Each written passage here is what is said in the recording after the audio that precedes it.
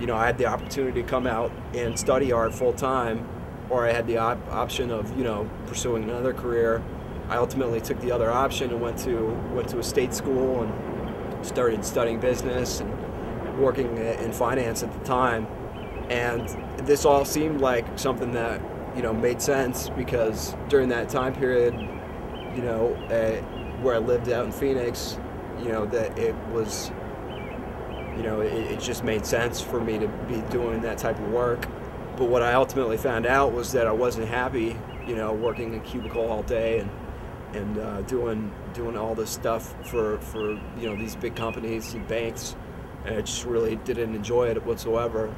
And so that kind of brought me to my point now where I'm at in my life, where I feel like, if I can get back to that point of, pursuing the art and doing art every day and doing sculpture or really studying art, then that will bring me forward and carry me through to the next point in my life.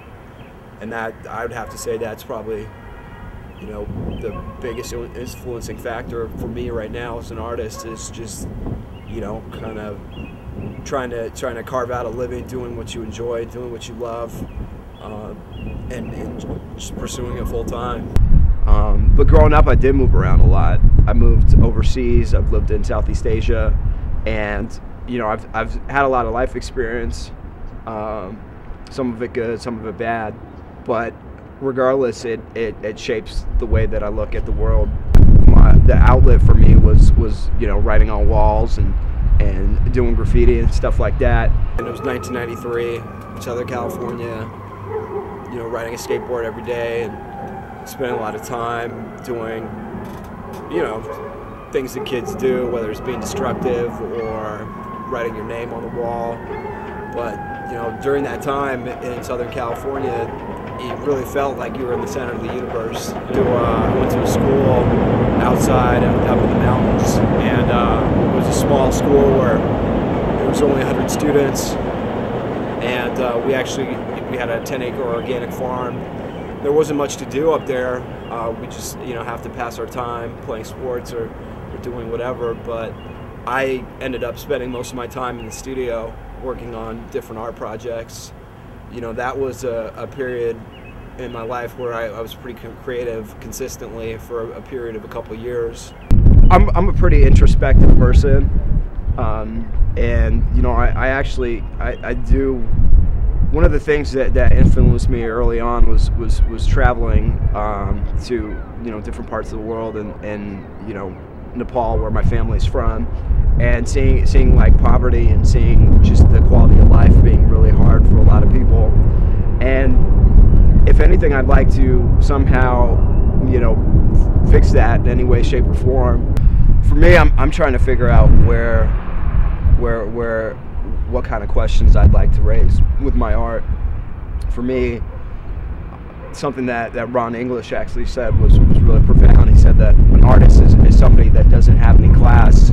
Not to say that they're low class or they're high class, but they float within those realms. And really for me, I've seen the quality of life being really good, and I've seen it be really bad for a lot of people. And if anything, I'd like to create art that speaks to both subjects and actually enlighten people in regards to what life's like for those that are less fortunate.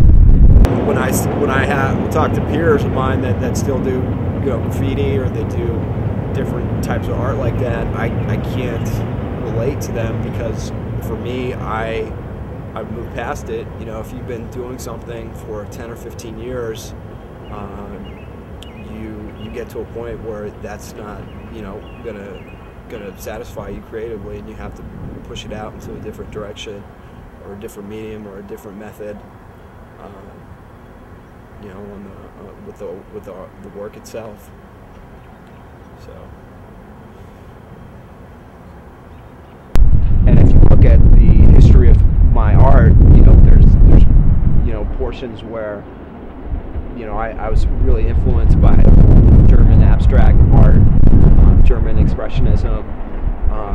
So for me, in contrast to a lot of my peers, if you're still doing graffiti, or you're still doing art that's linear, or it's something that's been done. It doesn't seem relevant to me, and there's nothing, there's no substance, and there's no weight to it. I don't feel like, you know, that's really pushing things forward. I feel like it's a stagnant.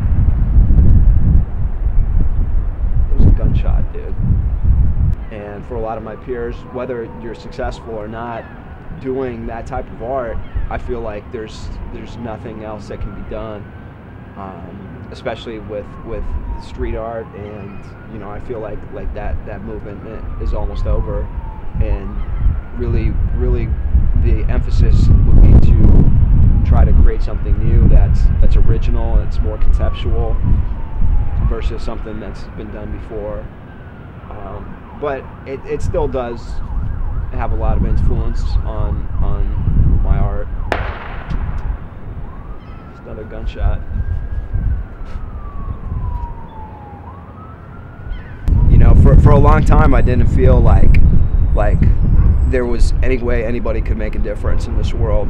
I didn't feel like, you know, that life was worth, you know, being positive about, because of the fact that, you know, there's just so much negative stuff in the world that people have to deal with. Being in Chicago at this time when, you know, we elect a black president and people are really ready for change, I feel like finally there's something to believe in, and there's something worth fighting for. Make sure that people understand, because, you know, growing up, and for a lot of people my age, we don't have any cause. There's no real fight for us. There's no great war. There's nothing for us to really focus on. And most people my age are pretty apathetic towards, you know, just the whole situation in general. And, you know, and I was, you know, as guilty as the rest of them. But at this point, you know, I feel like there's just too much that needs to be resolved, and I feel like that's your role as an artist, is to somehow see what's going on around you and process it and make it significant, and make art that's significant, that speaks to that. And that's really what the challenge is, you know, create art that resonates with people. And if I can do anything positive and during my time on this earth, it would be to just make something that makes a difference in somebody's life. Most people are blind to art. 90% of the population doesn't have any, you know, concept of it's another gunshot. Without art, things would be very uniform and boring. There would be no contrast, or there would be nothing to keep people excited or motivated. You know, people have that saying, you know, if you do what you love, then you're going to be successful, and that's really what I'm hoping for at this point. And that's what I have my faith in. It's something that almost has no point in and of itself. It's just something that is very hard to, let me see.